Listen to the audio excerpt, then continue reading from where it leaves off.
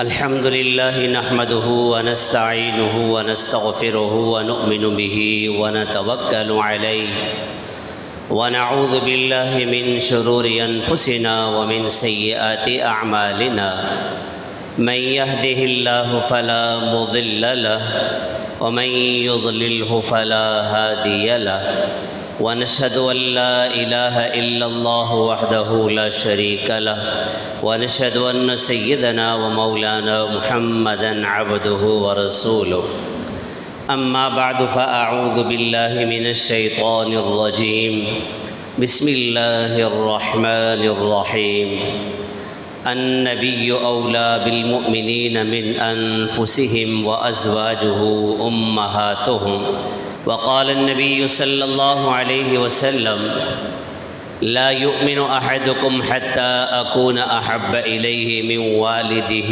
وولده والناس أجمعين سبحان ربك رب العزة عما يصفون وسلام على المرسلين والحمد لله رب العالمين يا رب صل وسلم دائما أبدا على حبيبك خير الخلق كلهم هو الحبيب الذي ترجى شفاعته لكل هول من الأهوال مقتحم میرے واجب الاحترام قابل صد احترام عزیز بھائیوں، دوستوں اور میرے بزرگوں اور میری آواز سننے والی امت مسلمہ کی باحیا با پردہ ماؤں بہنوں اور میری بیٹیوں،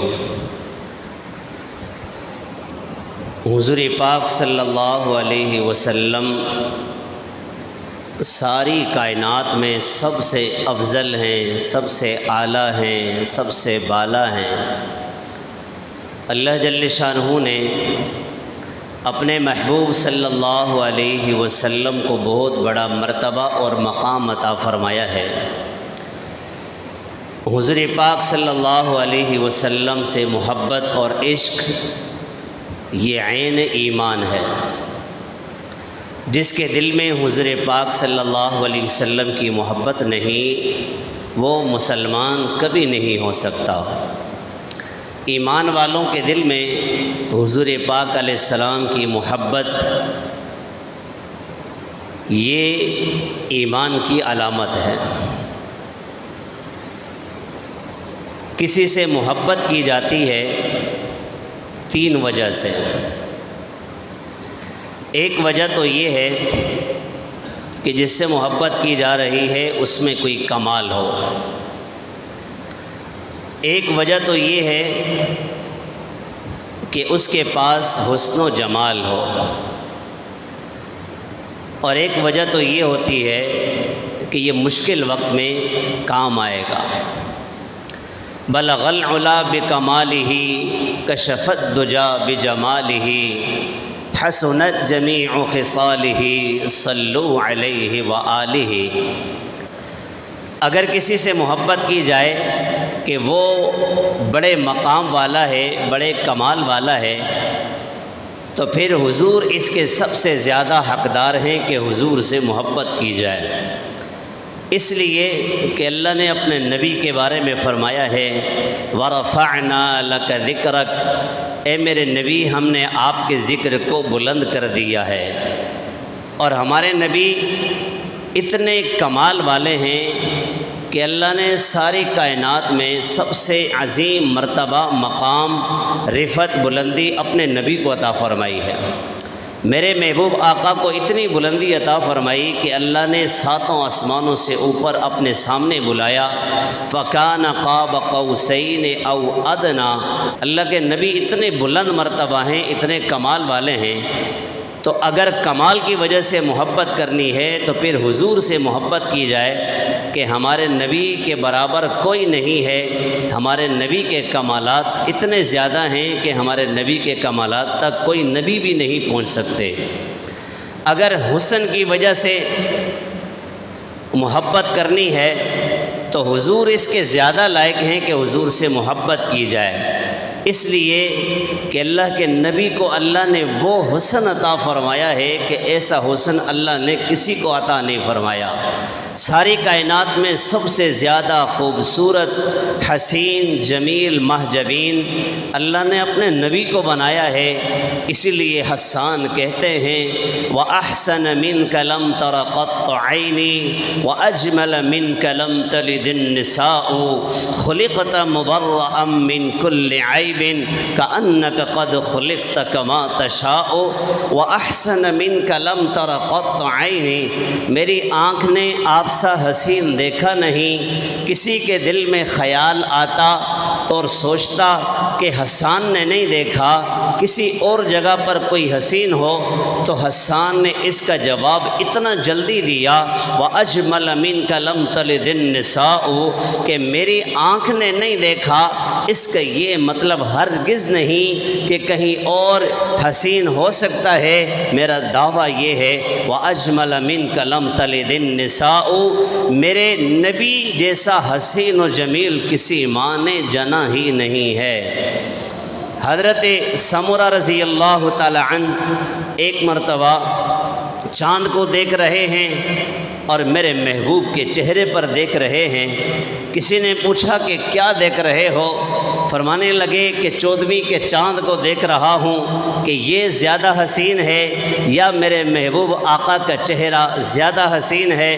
تو پوچھنے والوں نے پوچھا کہ فیصلہ کیا کرتے ہو؟ فرمانے لگے کہ چاند سے تشبیہ دینا، چاند سے تشبیہ دینا یہ بھی کوئی انصاف ہے؟ اس کے رخ پہ چھائیاں، مدنی کا چہرہ صاف ہے۔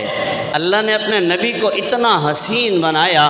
حضرت عائشہ رضی اللہ عنہا فرماتی ہیں کہ یوسف علیہ السلام کو دیکھنے والیوں نے اپنی انگلیاں تو کٹوا دی لیکن ایمان نہیں لائی۔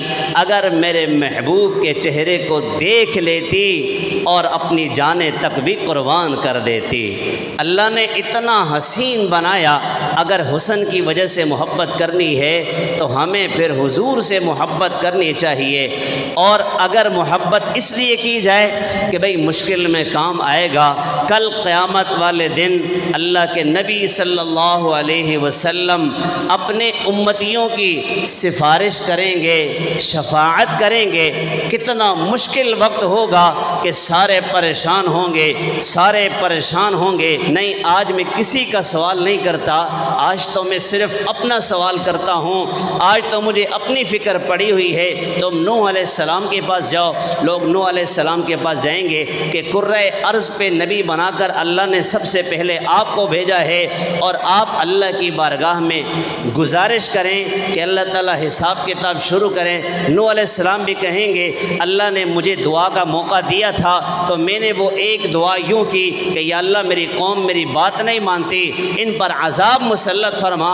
آج میں اللہ کے سامنے نہیں جا سکتا۔ آج اللہ تعالیٰ اتنے غصے میں ہیں، اتنے جلال میں ہیں کہ اس سے پہلے کبھی اتنے جلال میں نہیں ہوئے۔ تم کسی اور نبی کے پاس جاؤ، لوگ دوسرے نبیوں کے پاس جائیں گے، موسیٰ علیہ السلام کے پاس جائیں گے، ابراہیم علیہ السلام کے پاس جائیں گے، عیسیٰ علیہ السلام کے پاس جائیں گے۔ پھر عیسیٰ علیہ السلام جو ہے مختصر یہ ہے کہ عیسیٰ علیہ السلام میرے اور آپ کے محبوب کے پاس بھیجیں گے۔ میرے اور آپ کے محبوب آقا حضرت محمد مصطفیٰ صلی اللہ علیہ وسلم کے پاس جب لوگ آئیں گے، یا رسول اللہ سب پریشان ہیں، اب اللہ کی بارگاہ میں گزارش کریں کہ حساب کتاب شروع کیا جائے۔ میرے اور آپ کے محبوب آقا اس وقت کہیں گے انا لہا انا لہا انا لہا، ہاں ہاں ہاں یہ کام میرے لائق ہے، میں اللہ کی بارگاہ میں جا کر گزارش کروں گا۔ میرے اور آپ کے محبوب آقا اللہ کی بارگاہ میں سجدے میں گریں گے، سجدے میں گریں گے، اور فرمائے حضور نے فرمایا کہ میرے ذہن میں اللہ کی ایسی تعریف آئے گی کہ اس سے پہلے کسی کے ذہن میں ایسی تعریف نہیں آئی، میں اللہ کی تعریف کروں گا۔ اللہ تعالیٰ فرمائیں گے ارفع رأسک یا محمد، سر اٹھائیے میرے محبوب محمد، سل تعطى واشفع تشفع، آپ سوال کیجئے آپ کا سوال پورا کیا جائے گا۔ میرے محبوب آپ شفاعت کیجئے کیجئے وشفاعت شفاع، میرے محبوب آپ شفاعت کیجئے، آپ کی شفاعت اور سفارش قبول کی جائے گی۔ تو مشکل وقت میں کام آنے کے لیے اگر کسی سے محبت کرنی ہے تو میرے محبوب سے محبت کریں کہ کل قیامت والے دن کوئی بھی اللہ کے سامنے نہیں جا سکے گا، میرے اور آپ کے محبوب آقا اس مشکل وقت میں ہماری سفارش کریں گے۔ میرے محبوب آقا فرماتے ہیں کل قیامت والے دن میرے لیے ممبر لایا جائے گا اور مجھ سے کہا جائے گا کہ آپ اس پر بیٹھیے۔ میں ممبر پہ بیٹھوں گا نہیں، صرف ہاتھ رکھوں گا۔ تمہیں پتہ ہے کس وجہ سے؟ اس وجہ سے کہ کہیں ایسا نہ ہو میں ممبر پہ بیٹھوں اور ممبر مجھے جنت پہنچا دے، پیچھے میری امت کا کیا بنے گا؟ پھر اللہ کی بارگاہ میں دعا کریں گے، یا اللہ میری امت میری امت میری امت، یا رب امتی یا رب امتی یا رب امتی۔ پھر اگر محبت کرنی ہے کہ جو مشکل میں کام آئے تو میرے محبوب سے محبت کرنی چاہیے۔